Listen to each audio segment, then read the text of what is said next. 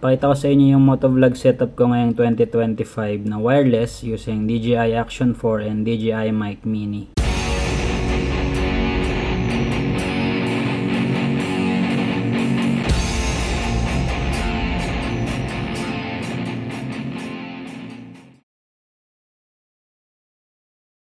Sa settings ko, may ginawa na ako mga presets. So, unang-una sa helmet mount, 4K 4.3, 60fps. Stabilization is rock steady. Kaya 4.3 yung ginagamit ko para meron akong extra space sa dalawang taas na pwede kong i-adjust yung frame kung alin yung mas kita yung handlebar. Exposure settings is auto, pero meron akong sinet na mga range. 100 to 800 ISO. Shutter speed is 1/200 to 1/8000. EV is 0 lang.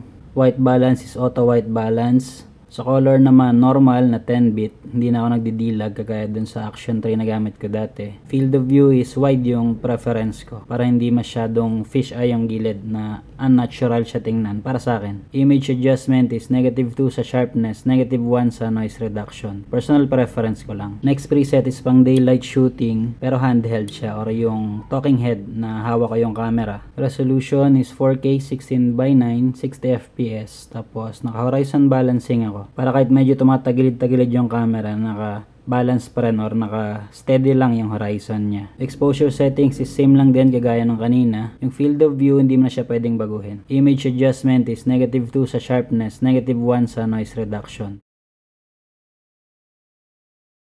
Next preset ko is yung sa night settings na helmet cam. 4K 4.3 60fps sa resolution, rock steady. Exposure settings, naka-manual na ako dito. Ito pala, ina-enable ko to.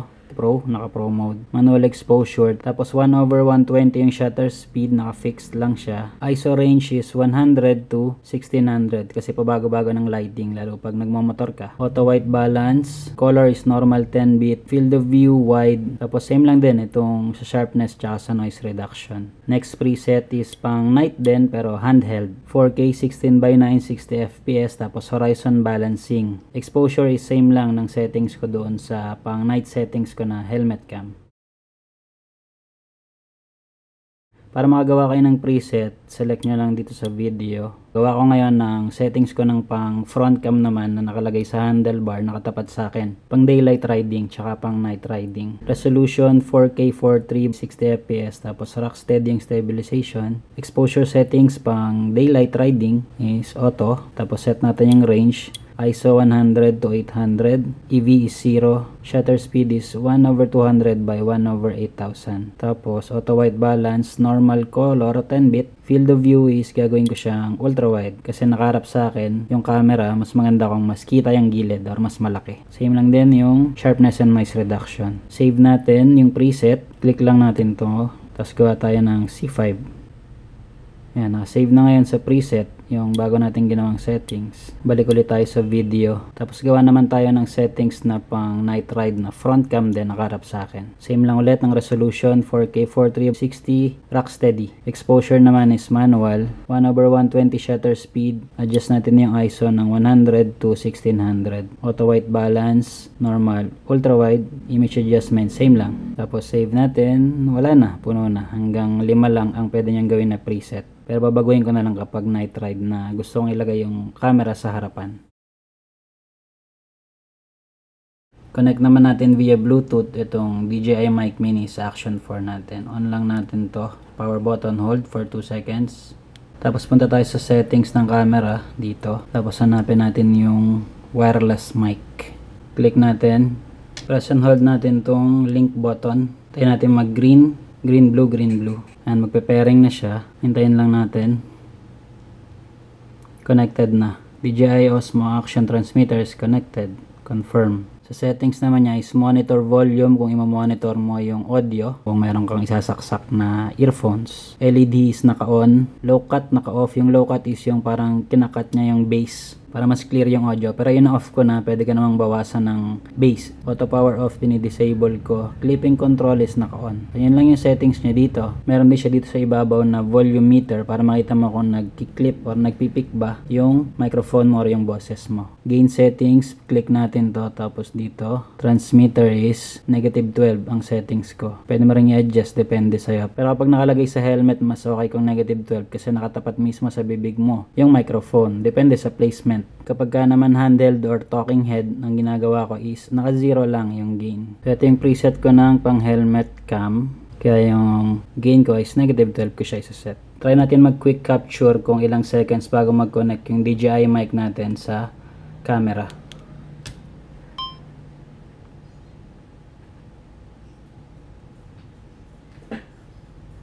Five seconds, nag-connect na siya. Kapag iwan mo muna, and connected na kagad siya. Tapos pag nag-record ka, connected na yung microphone. Pero ako kasi usually, quick capture yung ginagamit ko. Naka-on lang to habang bumabiyahe ako. Tapos nagko-quick capture lang ako. Tinitingnan ko na lang kung connected na siya bago ako magsalita. Yung settings naman niya sa phone or sa Mimo app, check natin. On lang natin yung Bluetooth. Tapos open natin yung DJI Mimo. Ayan, na-detect na siya. Nagko-connect na siya automatically. Ayan yung available settings. Auto off, tapos power button for noise cancellation. I-off ko lang yan. Hindi ko kasi ginagamit yung noise cancellation niya kasi parang medyo robotic yung tunog. Mic LED naka-on. Yun lang yung settings niya. Yun palang mic mini ko is yung nabili ko may kasamang receiver kasi ginagamit ko dati siya sa Osmo Action 3. Kasi ito walang Bluetooth kaya kailangan mo ng receiver para magamit mo siya. Saksak mo siya dito.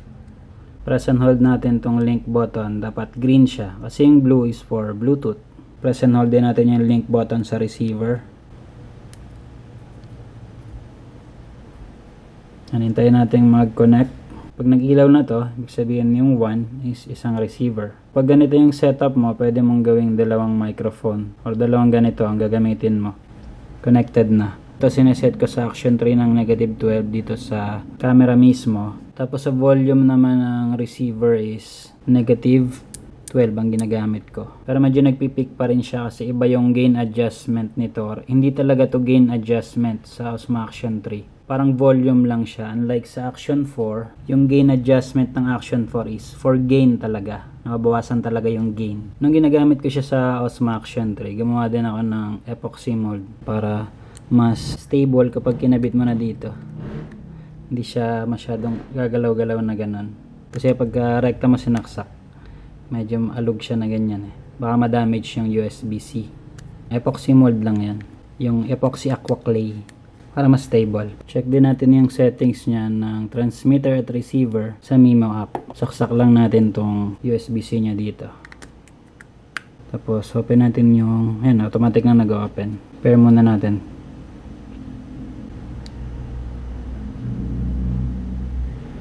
Link button. Tayo natin mag-pair. Connected na tong receiver at transmitter. Papunta tayo sa settings. Dito makikita mo yung battery level, tapos left and right channel. Noise cancellation, pwedeng strong, pwedeng basic. Audio channel, pwedeng mono or stereo. Pag stereo kasi, left lang. So pag dalawa, left and right. Ngayon, mamono lang natin kasi isa lang naman to. Left plus right. Sa mono, pwede ka ring mag-safety track. Pag in-on mo to is, yung isang waveform is malakas. Tapos yung nasa ilalim na waveform niya, -6 decibels. Mas mahina siya. Para kung halimbawa, mag-peak yung boses mo or sobrang lakas. Pwede mo ipalit yung mas mahina na track. Cut mo lang sa editing. Pero ako, in-off ko to. Kasi hindi ko naman nga ginagamit. Kahit nung gamit ko sa Action 3, hindi ko rin siya in-on. Yung low cut, naka-off din. Auto power off, naka-off. Auto on off with camera, naka-off din. Clipping control. So, ito yung settings ng receiver. Tapos, ito yung TX, ito yung transmitter. Ayan din yung kanina. So, yun yung settings kapag nakasaksak yung receiver. Ito actually, kaya ako binili kasi gagamitin ko rin to sa camera. Ito, yung gamit ko ngayon na SLR. Pwede ko siyang i-connect eh, pag dito.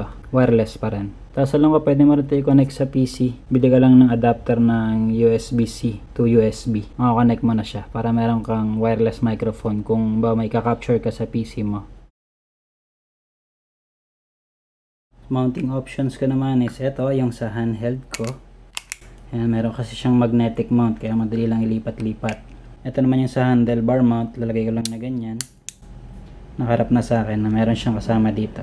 Tapos sa helmet naman is ito, chin mount ko na may magnetic mount din. So, mapapansin nyo yung position ng camera dito. Medyo mataas siya para kita ko pa rin yung bandang ibabaw ng screen para makikita ko kung connected ba yung microphone ko kapag nagre-record na ako. And medyo kita yung screen dito sa part na to. Yung placement naman niya is magdedepende sa helmet nyo, pero ang suggestion ko is doon nyo siya i-position sa nakatapat sa bibig nyo na hindi sa gabal or hindi naiipit kapag nakasuot na yung helmet or pag aalisin at isusuot nyo. Kailangan mo talaga mag-trial and error sa positioning ng microphone sa loob ng helmet mo. Tanggalin natin itong magnet. Ganito yung ginagawa ko sa kanya na position. Kiniklip ko siya dito sa chin curtain. Ganyan lang siya. Tapos nandun siya sa may tapat ng bibig ko para malinaw yung audio. Pero depende nga sa helmet kung paano niya didiskartehan. Dito pwede rin actually kaso itong helmet ko medyo masikip siya. So hindi ko na masuot yung helmet pag dito ko siya ilalagay. Pwede mo lagyan ng parang metal plate dito kasi magnetic to eh. Pero magdedepende talaga sa helmet kung ano yung pinakamaayos na position niya na hindi sa gabal pag suot mo na. Yan, bali nakaganyan yung position sa akin. Parang nakaganyan siya. Pwede mo ring gawin dito is lagay mo lang yung magnet niya. Yan. Pero para mas secure, ang ginawa ko is dito. Inipit ko siya dito mismo. Ayan, sa gitna. Tapos nakaangat siya na ganun. Ayan yung pinakamayos na placement sa helmet na gamit ko, which is itong AGV K1S. Ngayon, kapag mag-vlog na ako, i-on ko na siya na ganyan. Tapos i-clip ko dito. Ayan, nakaklip na siya. Mount ko lang yung camera. Tapos kapag magre-record na ako, quick capture.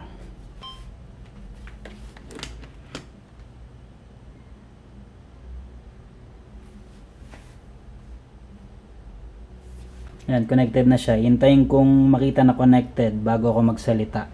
Yan lang yung ginagawa ko. Tapos naka-on lang yung transmitter sa buong biyahe ko or habang nagbablog ako. Quick capture na ako ng quick capture kapag magbablog na ako or may sasabihin na ako sa vlog. Matagal kasi yung battery life nito. Na-test ko na to eh. Parang 8 hours yung biyahe namin nang nag-vegan kami. 40% lang yung nabawas. Ganun siya katagal malobat.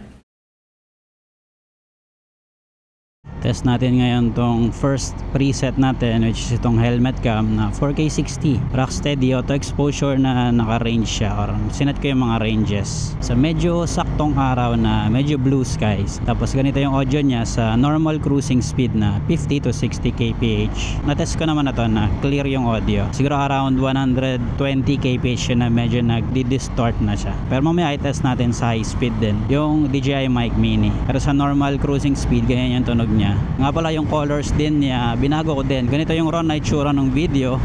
Tapos ganito naman kapag binaga na yung colors. Pero ito, preference ko to na settings ng colors. Mas gusto ko kasi yung mas medyo vibrant siya ng konti lang, saktuan lang. Tapos sa audio naman, binawasan ko siya ng -6 decibels. Tapos dinagdagan ko ng konting bass sa EQ. Ganito yung tunog ng raw audio niya.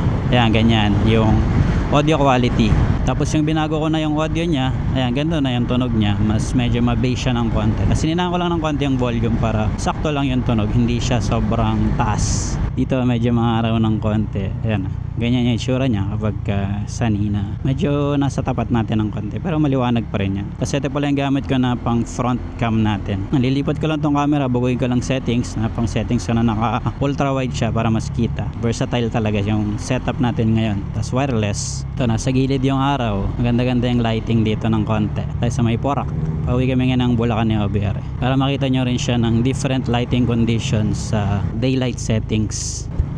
Ayan, connected na yung audio. Kita ko naman dito kasi sarap naman yung camera ngayon. Nilipat ko dun sa handlebar mount na magnetic din, kaya versatile. Yung DJI Mic Mini nandito pa rin sa helmet ko nakalagay. Tapos nandiyan na yung camera. Maganda kasi wireless, no? Kahit ilipat-lipat mo yung camera kung saan-saan. Depende sa'yo kung anong settings lang gusto mo. Ito kasi naka ultra wide eh, para mas malawak yung konti ang gilid. Para mas kita kami sa frame ni OBR. So ganyan yung itsura niya kapag ganyan na hindi against the light or medyo nasa gilid pa rin yung araw ilaw eh. Mahirap kasing timingan dito kung ano yung hindi against the light. Ang nagustuhan ko dito, hindi mo na kailangan mag dual cam setup. Ganyan na lang gawin mo. Pagpalit-palitin mo na lang. Pwede mo nga hindi na baguhin settings eh. Depende naman sa yung sa settings niya. Mas maraming variations yung mga shots na makukuha mo. Pwede mo pa yung pag-eksperimentohan ng mga mounting options na iba-iba sa motor. Pwede mo ilagay sa likod, maglagay ka lang ng mga pang mount talaga. Sa gilid, ganyan, sa katapat sa gulong. Maraming pwedeng gawin. Kapag ganito na wireless setup, okay pa rin naman yung range niya. Malinaw pa rin yung audio sa ganito kasi lapit lang naman eh. Siguro kapag sobrang layo, medyo magkakat. Parang alam ko yung range nito, parang nagiging 250 meters kapag via Bluetooth nakakonect. Tapos kapag nakasalpak mismo yung receiver, parang 400 meters yung range. Pero hindi ka naman lalayo ng ganun pagka sa motovlog mo gagamitin. Kaya okay lang. Ito yung handheld settings ko. Hindi ko lang na-adjust yung decibels pero dapat is 0 lang. Naka negative 12 pa rin.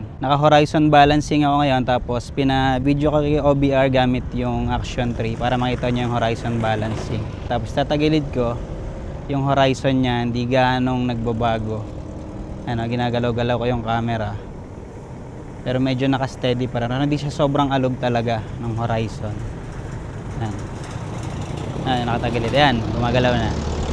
Parang ganon, 45 degrees yung range ng horizon balancing. Ganyan yung itsura niya kapag handheld settings. Nandito kami ngayon sa may Porac Mini Park. Nandito kami ngayon. Handheld settings natin. Test naman natin ngayon sa high speed na takbuhan yung DJI Mic Mini natin. Takbo tayo ng 80 kph. Dinig niya pa ba ako? Takbo tayo ng 90 kph. Dinig niya pa ba ako? Nasagad na natin. Wala namang mga sasakyan. Takbo tayo ng nasa 100 kph. Dinig pa ba? Medyo sakto lang din yung speaking voice ko or yung talking voice ko. Hindi ko masyadong nilalakasan. Kasi pag parang sumigaw ka na ganyan, malamang baka mag-tick. Pero pag normal talking voice lang sa ganyan, dinig pa rin yan kasi nakatapat talaga sa bibig mo yung microphone. Takbo tayo ng 109 kph or 110. Dinig pa rin ako dyan. Hindi pa rin siya sobrang nagpipick or distorted yung audio. Yung high speed test natin. Tapos sa normal cruising speed namin usually nga 60 to 80.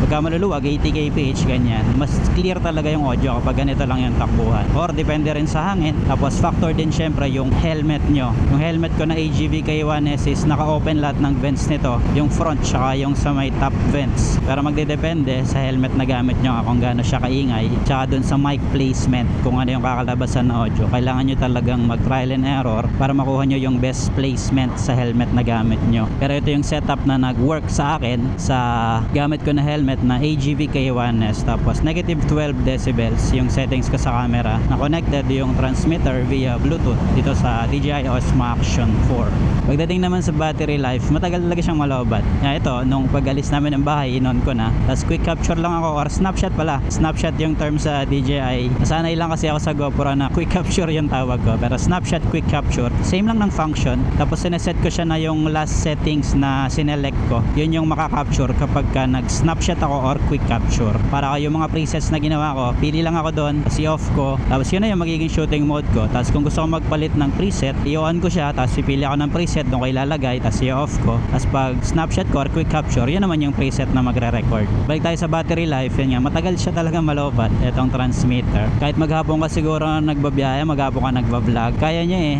Matagal makuna talaga yung battery, kaya hindi ka makangamba na baka malobat siya. Tapos meron itong charging dock na pwede mong dalhin.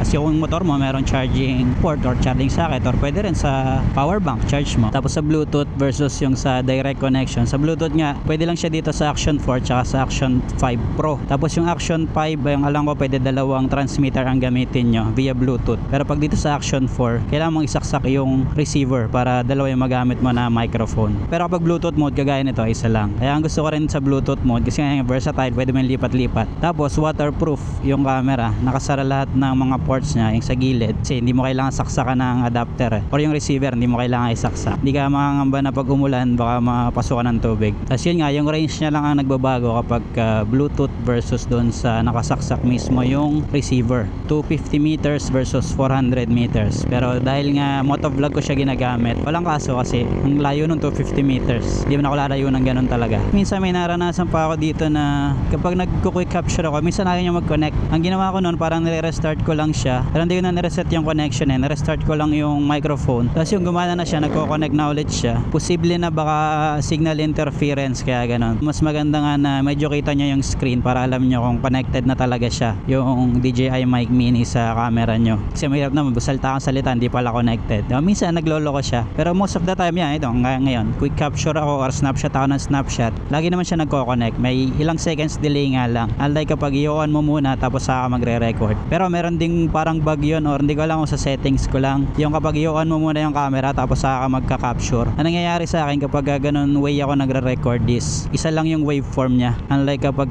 snapshot, dalawa yung waveform. Pero nasa gitna lang yung audio hindi siya nakapan sa gilid pagka ganun. Siguro bug lang yan or baka settings. Pero wala, tinignan ko na sa settings Pagka kasi ganito na direct Bluetooth yung gamit mo, wala ka namang option na iset ng stereo or mono Siguro bug lang talaga siya. Pero pwede mo namang i-duplicate yung track na yun kung nag-single lang. Tapos ipan mo na lang left and right. Magiging ano na ulit yun, stereo na ulit. Tapos sa Osmo Action 3 pala, pwede siya gumagana siya doon nga sa naka-direct na saksak yung receiver. Yung vlog ko ng long-term review ng ADV tapos vegan ride, yun yung gamit ko, Osmo Action 3. Tapos DJI Mic Mini. Pero yung mic placement ko noon medyo sablay Ito talaga yung magandang mic placement. Magkaiba siya kaya medyo nagpipick yung audio noon pagka sobrang lakas ng hangin. Kasi mali yung position ko. Yung position talaga ngayon ng microphone na to yung pinaka the best. Na-try ko din to noon sa Osmo Action 3. Mas okay yung ganitong position talaga. Kaya trial and error sa positioning ng microphone sa loob ng helmet. Pero pwede siya sa DJI Action 3. Gamit ko nga noon. Hindi nga lang siya waterproof kasi nakasaksak yung receiver sa mismong camera. Unlike dito sa Action 4 natin, waterproof siya. Kasi naka Bluetooth tayo yung connection. Sa other uses naman niya, nabanggit ko nga rin, nagagamitin ko talaga to sa SLR. Kasi nga nag-DIY vlog ako, yung mga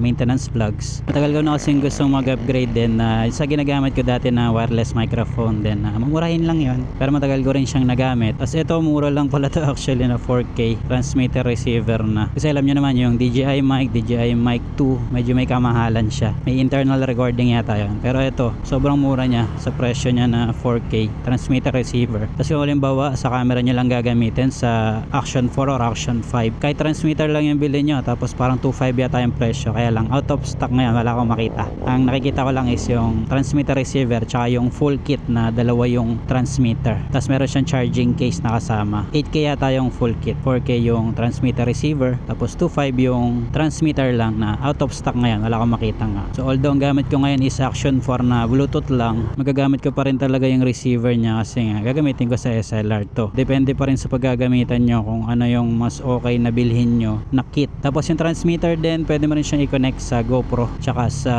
Insta360 basta meron silang Bluetooth connection. Pwede. Hindi ko lang alam yung sa audio quality kasi hindi ko pa na-test. Yung X3 namin ni OBR, hindi ko siya na-test sa Bluetooth kasi nag-bloated yung battery na hindi ko na mapasok. Kaya hindi ko na-try. Pero alam ko talaga nagko-connect. May nag-try na. Ewan ko lang sa kapag motovlog setup ganun. Kasi alam nyo naman malakas yung hangin, wind noise kapag motovlog. Kaya medyo mahirap siya hanapan ng perfect setup sa pagdating sa audio. Cellphone pwede din pero sa mga napanood ko pinakamaganda yung nakasaksak yung receiver mismo sa phone para maganda yung audio quality. Sa mga napanood ko lang parang kapag Bluetooth hindi ganun kaganda yung quality ng audio. Pero try nyo na lang din, mag-experiment kayo kung ano man yung itatry nyo na kit. Versatile talaga siya, marami siyang pwedeng paggamitan. Hindi lang sa DJI na mga action cameras. Wide range of use or application. Tapos yun, sa PC pwede rin. Kagaya ng sinabi ko. Pero try ka pa. Bumili na kami actually ng USB-C to USB na adapter. Hindi ko lang talaga na-try pa. Pero siguro subukan ko pagka kailangan ko mag-record sa PC. Yan yung real world testing natin sa DJI Action 4 natin na bago.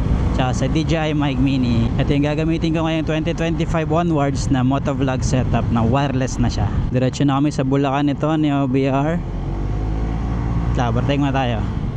Papakain kami ng mga dogs sa bahay nila. Nagbakasyon kasi yung mga kapatid ni OBR. Bye bye.